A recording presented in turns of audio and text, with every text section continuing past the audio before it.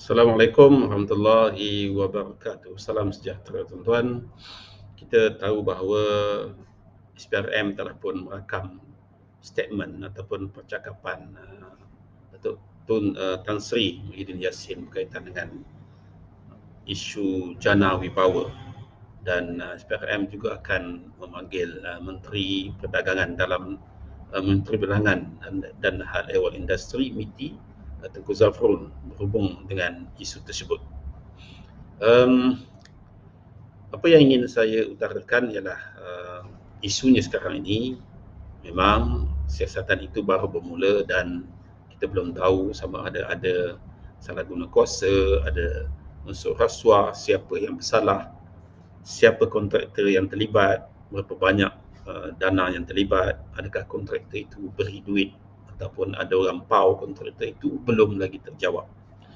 Cuma persoalan yang ingin saya timbulkan ialah tentang dari mana Parti Bersatu dapat duit 147 juta seperti yang dideklarkan di dalam akaun yang telah diaudit, di mana tahun 2021 wang masuk melalui derma dan juga penajaan dilaporkan di dalam akaun yang telah pun viralkan oleh media, iaitu 147 juta untuk tahun 2021 saja. Jadi sebenarnya kita nak tahu, okey, wang jutaan ringgit itu datang dari mana? Siapa yang derma, siapa yang beri, mengapa dia beri, bila dia beri, dan berapa jumlah sebenar wang itu masuk ke akaun Parti Bersatu. Itu persoalannya.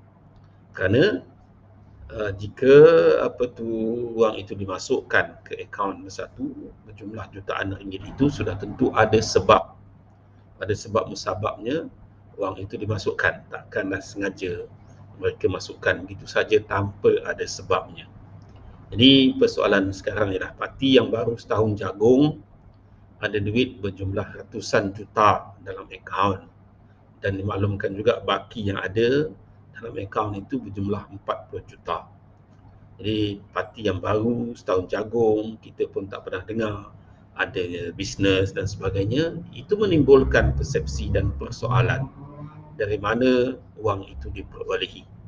Kita nak dapat 100,000 pun merah mata tuan-tuan. Parti Amanah yang telah lebih kurang 7 tahun ini pun masih lagi nak cari duit jutaan itu merah mata. Tak ada duit sebanyak itu walaupun Amanah lebih lama daripada Bersatu. Itu persoalannya. Jadi kita nak SPRM ini bukan sahaja menyiasat isu jana wibawa itu, tetapi kita nak tahu dari mana Bersatu itu dapat duit. Kerana ini seolah-olah ataupun kita melihat bahawa adanya sumbangan daripada pihak tertentu. Sudah tentulah ada sumbangan, sebab tu dinyatakan di situ wang derma, wang ataupun wang sumbangan dan penajaan. Jadi kita nak tahu dari mana, siapa yang sumbang, siapa namanya, bila disumbang, berapa banyak jumlah semua sekali. Yang kita tahu tu tahun 2021 saja. Dan yang lebih utama, kita nak tahu mengapa dia disumbangkan. Adakah ianya ada unsur-unsur Mr. 7%, kan, setiap projek 7%. Itu yang kita nak tahu. Maksudnya kalau mereka dapat duit sumbangan itu, atau mereka kontraktor itu menyumbang kerana ada unsur-unsur permintaan, desakan ataupun pau ataupun sakau. Jadi kita naklah SPRM menyiasat, kerana kita tidak mahu wang negara, dana awam yang sepatutnya digunakan untuk projek-projek itu akhirnya terpaksa dikurangkan kerana ada orang yang sakau 7% dan sebagainya. Kita tidak menuduh, tetapi kita menggesa SPRM menyiasat perkara tersebut secepat mungkin, dan kalau ada unsur-unsur yang meragukan, maka siasatan mesti dibuat dan mereka yang terlibat dengan salah guna kuasa dan rasuah itu mesti didakwa kerana ianya melibatkan dana awam. Sekian, jumpa lagi. Parti Amanah Negara Kawasan Hang Tuah memohon sumbangan derma pilihan raya untuk PRN Selangor, Pulau Pinang, Negeri Sembilan, Kedah Kelantan dan Terengganu. Sudilah kiranya membantu kami. Terima kasih kerana menonton. Jangan lupa subscribe, share, tekan butang loceng.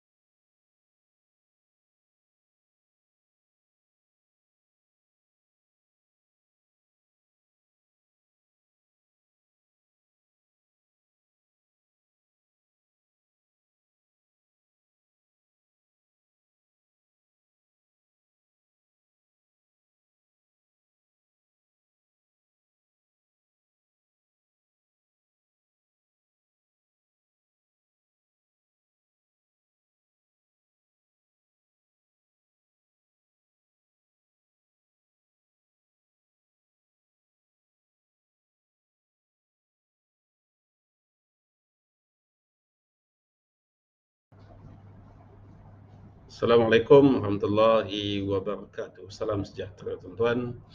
Kita tahu bahawa SPRM telah pun merakam statement ataupun percakapan Datuk Tun Tan Sri Muhyiddin Yassin berkaitan dengan isu jana wibawa, dan SPRM juga akan memanggil Menteri Perdagangan dalam Menteri Perdagangan dan Hal Ehwal Industri MITI Tengku Zafrul berhubung dengan isu tersebut. Apa yang ingin saya utarakan ialah isunya sekarang ini memang siasatan itu baru bermula dan kita belum tahu sama ada salah guna kuasa, ada unsur rasuah, siapa yang bersalah, siapa kontraktor yang terlibat, berapa banyak dana yang terlibat, adakah kontraktor itu beri duit ataupun ada orang pau kontraktor itu, belum lagi terjawab. Cuma persoalan yang ingin saya timbulkan ialah tentang dari mana Parti Bersatu dapat duit 147 juta seperti yang dideklarekan di dalam akaun yang telah diaudit, di mana tahun 2021 wang masuk melalui derma dan juga penajaan dilaporkan di dalam akaun yang telah pun viralkan oleh media, iaitu 147 juta untuk tahun 2021 saja. Jadi sebenarnya kita nak tahu, okey, wang jutaan ringgit itu datang dari mana? Siapa yang derma, siapa yang beri, mengapa dia beri, bila dia beri dan berapa jumlah sebenar wang itu masuk ke akaun Parti Bersatu. Itu persoalannya. Kerana jika wang itu dimasukkan ke akaun Bersatu berjumlah jutaan ringgit itu, sudah tentu ada sebab. Ada sebab musababnya wang itu dimasukkan. Takkanlah sengaja mereka masukkan begitu saja tanpa ada sebabnya. Jadi persoalan sekarang ialah parti yang baru setahun jagung ada duit berjumlah ratusan juta dalam akaun, dan dimaklumkan juga baki yang ada dalam akaun itu berjumlah 40 juta. Jadi parti yang baru setahun jagung, kita pun tak pernah dengar adanya bisnes dan sebagainya, itu menimbulkan persepsi dan persoalan dari mana wang itu diperolehi. Kita nak dapat 100,000 pun merah mata tuan-tuan. Parti Amanah yang telah lebih kurang 7 tahun ini pun masih lagi nak cari duit jutaan itu merah mata.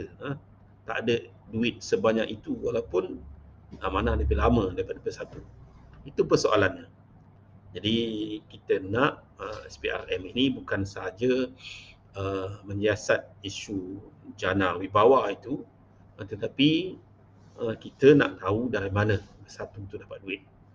Kerana ini seolah-olah ataupun kita melihat bahawa adanya sumbangan daripada pihak tertentu. Sudah tentulah ada sumbangan, sebab tu dinyatakan di situ wang derma, wang ataupun wang sumbangan dan penajaan. Jadi kita nak tahu dari mana, siapa yang sumbang, siapa namanya, bila disumbang, berapa banyak jumlah semua sekali. Yang kita tahu tu tahun 2021 saja. Dan yang lebih utama, kita nak tahu mengapa dia disumbangkan. Adakah ianya ada unsur-unsur Mr. 7%, kan, setiap projek 7%.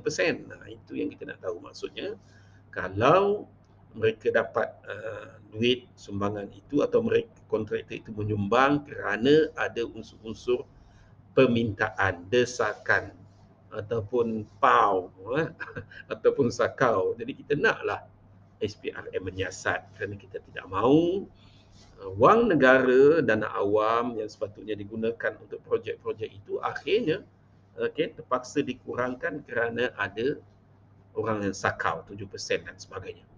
Kita tidak menuduh, tetapi kita menggesa SPRM menyiasat perkara tersebut secepat mungkin, dan kalau ada unsur-unsur yang meragukan, maka siasatan mesti dibuat, dan mereka yang terlibat dengan salah guna kuasa dan rasuah itu mesti didakwa kerana ianya melibatkan dana awam. Sekian, jumpa lagi.